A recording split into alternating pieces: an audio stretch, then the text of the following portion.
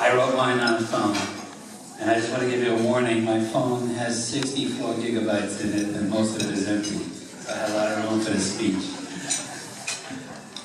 Most people don't know what 64 gigabytes means. My granddad. Kids don't. My son don't.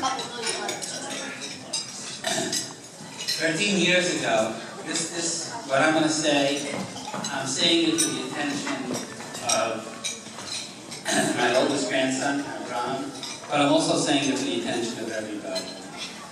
And before I say anything, before I start speaking, I just want to mention that the words that Avrohom Maimon said tonight are his words. There was no speechwriter to write that. He had a little help from his grandfather, but only the one line what he said. He wrote, and it's his idea what he said. I think it's important that people know that. So, 13 years ago, it was a very exciting bris by Avraham. Some of the people didn't make it because they didn't think it was going to happen when it happened.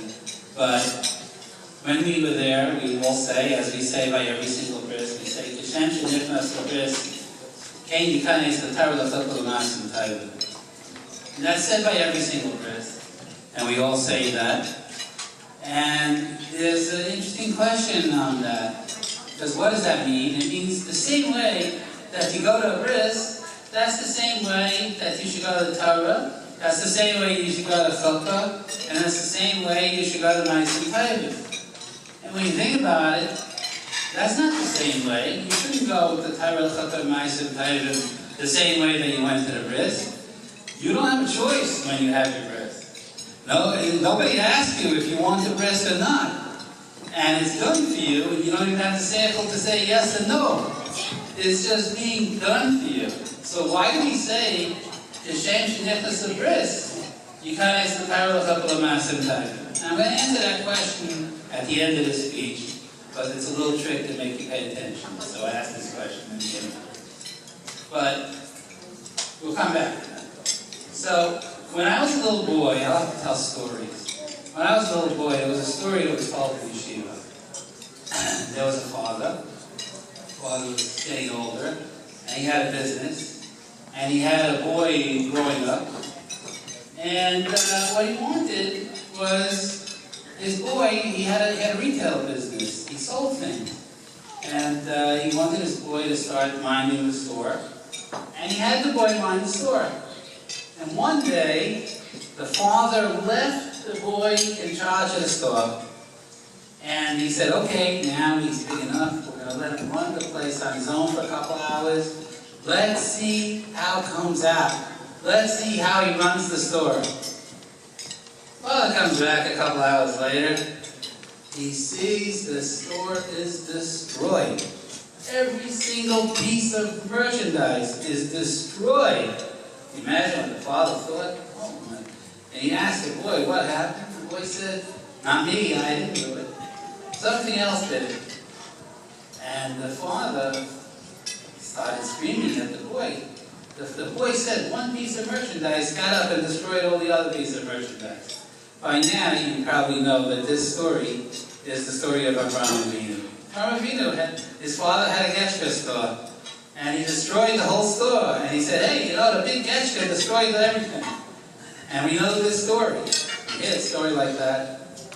But it was a real chutzpah. If you think about it, you have to have a lot of chutzpah to do something like that. You take your father's business and you destroy it. Why did he do it? Because Avrohom Avinu, Hashem was in front of him. And anything that represented a phony Hashem was that misrepresented Hashem had to be destroyed. And he taught a lesson to his father. If a Getchka can't destroy another Getchka, what are you going around selling these idols that people are worshiping all the time? So Avrohom Avinu is our grandfather. All of us, what we have in common is Avraham, Yitzchak, and Yaakov. This is what we have in common.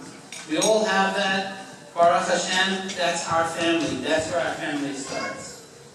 But I want to narrow it down a little bit, focus in a little bit more for Avraham, and tell you a little bit more about your family, and tell everyone a little bit about the family. We all know that Rav Moshe Maimon, the Rambam, the famous Rambam, is part of the generations going up.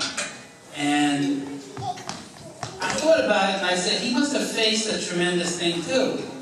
But the Rambam was very well respected. If you really know the stories, people wanted to kill him. There was all kinds of plots against him that he had to survive. And there's all kinds of stories and all kinds of things. If you go to Maimonides Hospital, the whole hospital is named after him. He invented the concept of medicine. Well, we don't know him for the concept of medicine. We know him for the biggest accomplishment that he did. I mean, the Mishnah Torah and the different Sfarim that he wrote. And he had, I'm sure he had a tremendous temptation. He worked for the Sultan. He was one of the most respected people in the land. He could have gone power mad and power crazy, and he could have become a big shot and forget about all the people. But no, the Torah kept him in place. And that's the reason why we revere him today, is because of his Torah. We really revere him because of his Torah. We go a little closer. That's a long time ago, but still, it's in the family, so we have to talk about it. And this is part of where you come from, part of where the whole Maimon family comes from, which is not a bad place at all. Very good place. So, we come a little bit closer. I know that Rabbi Shlomo Maimon, you call him Bizbaku, I think. I hope I'm saying it right. So anyways, he has on his talus bag the letter Samach Tes Aspardi Tahar. Always, when I first heard about that, that impressed me very, very much. Because what does it really mean? You had people in Spain who were forced to convert. You had Jews who were forced to convert, otherwise they would die. There was two things that those Jews could have done when they got to that point. They could have converted openly, or converted completely, which some of them did. It did happen, and the pressure was enormous. Or they could have openly converted, but secretly remained Jewish, which a lot of people did. A lot of people did that. Or, oh, my phone shut off here, that's not supposed to happen. Okay, or what they also could have done is one other thing. They could have said, I'd rather not be in this country, I'd rather flee the country in order and not give up 1 ounce. I don't even want to be a fake non-Jew. I want to be a complete, and that's what Sfardi Tahar means. Sfardi Tahar means they refused to give up, and they left the country.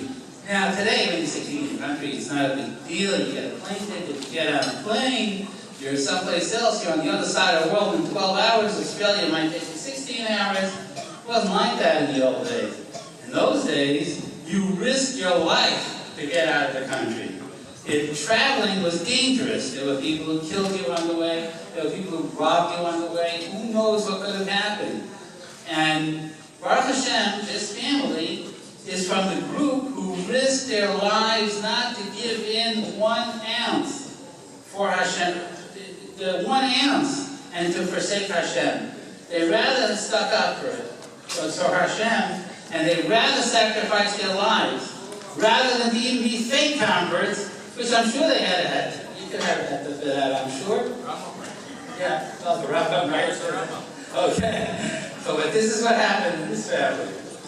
So, coming from an extraordinary, extraordinary family. But I'm going to tell you something else about a woman that lived 65 years. Well, she did this 65 years ago. I want to tell you about a woman. 65 years ago, also in your family, you're going to soon see. 65 years ago, there was a woman during World War II who had a very safe hideout with her child, where she could have stayed for the whole war and she would have been safe. And as a matter of fact, everyone who was in that hideout came out of the war and was safe. She had a place where to be. But she didn't want to give up her child. And she sacrificed her life, she sacrificed her hideout, so that she could hide with the child. She disguised herself as a Gaisha woman and took up traveling. There's a whole story. You could read the book. It's coming out soon. There's a big editor looking at the book right now.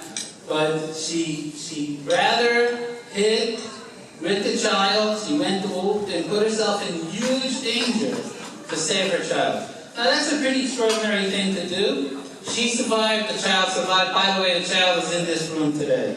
So my brother Hillel is that child, and the woman that I'm talking about is my mother. But she did something even more extraordinary than saving her child. Of course, she's commended. She saved the child. There are other women who tried to save their children. But for some reason, she had a schus that she was able to succeed in saving a child, which very few people had. And I always thought about it, what was her schus? What did she do that she could survive? Impossible. Because if you knew my mother was not a street person. She was a very, very earnest person. But the last thing in the world was some kind of a street person. My father knew how to get around all the time during the war.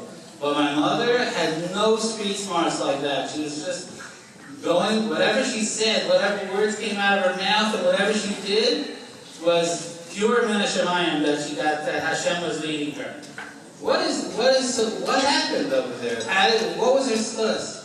And there's one thing, because I read her notes, what she wrote about the war experiences. And you know what she did? She ran around during the war.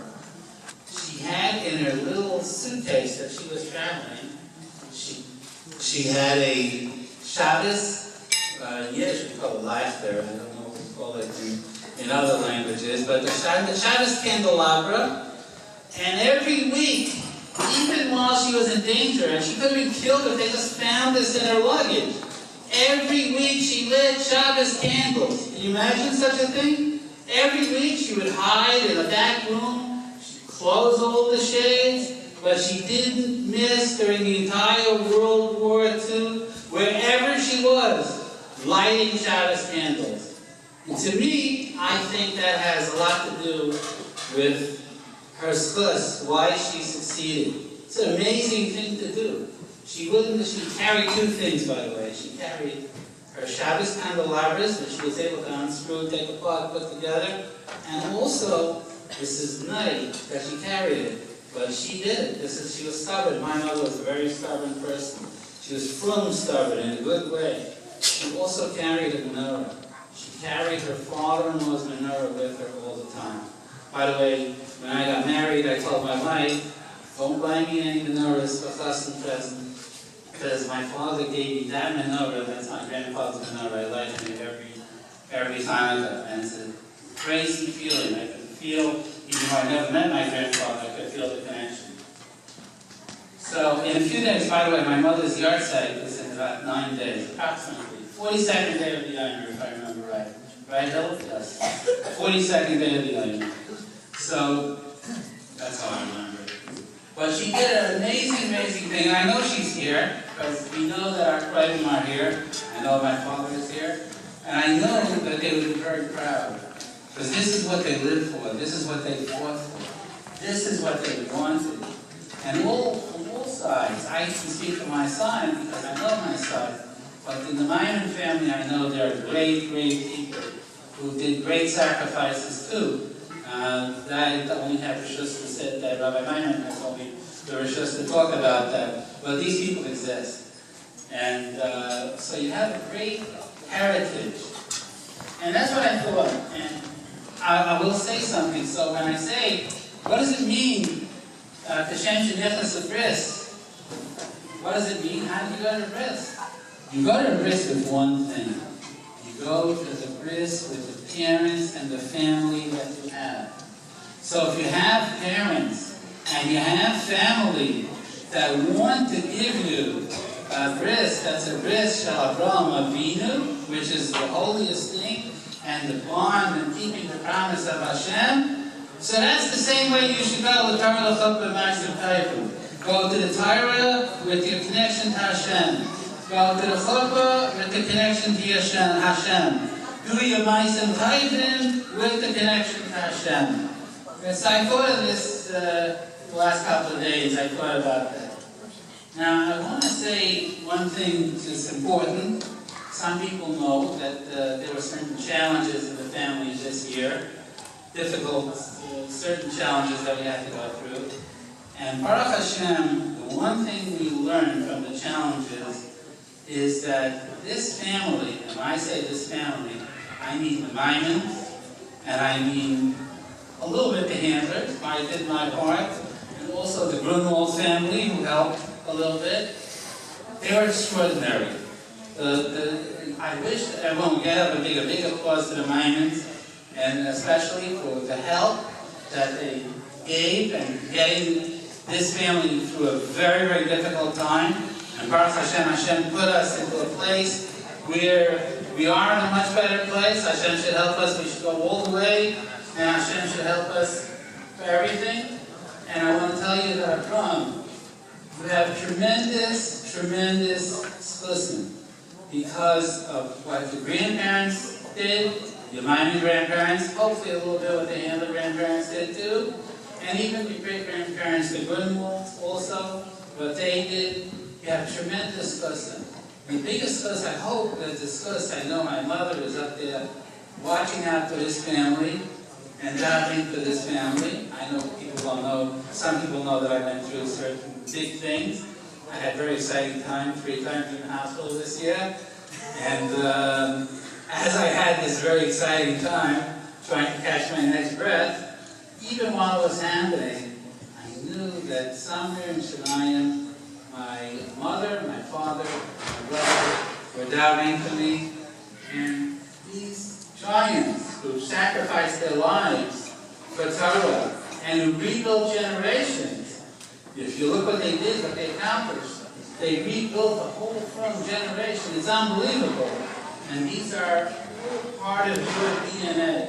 That's what you went into with your bris, and now we see it with your Torah, because that's what you did tonight. You showed your Torah, you gave them only about Torah, and the Yirtzeh Hashem will have the schluss that will be there by your chuppah and will be there to see the Ma'aseh Taivim and all the great things that you're going to do.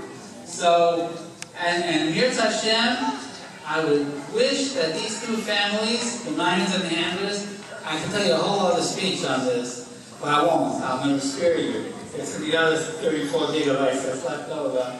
But I will tell you that I don't know if my Clinton was born like this, but I know that his father was born like this. I don't know if you're old enough to be on this, but I know your father was born like this. That I do know. So that's pretty good. That's a long time to know each other. And Hashem brought us together all the way from Seattle, Washington. Here we meet again in New York. That's not an accident. That's a whole story and a whole other speech in itself, which one day we'll say. But Avrahom, I wish we'll be there. We'll all celebrate together. All of us in this room will celebrate together to see your chuppah and you making your bris, and in many generations. And we should be excited to see Mashiach together. Amen.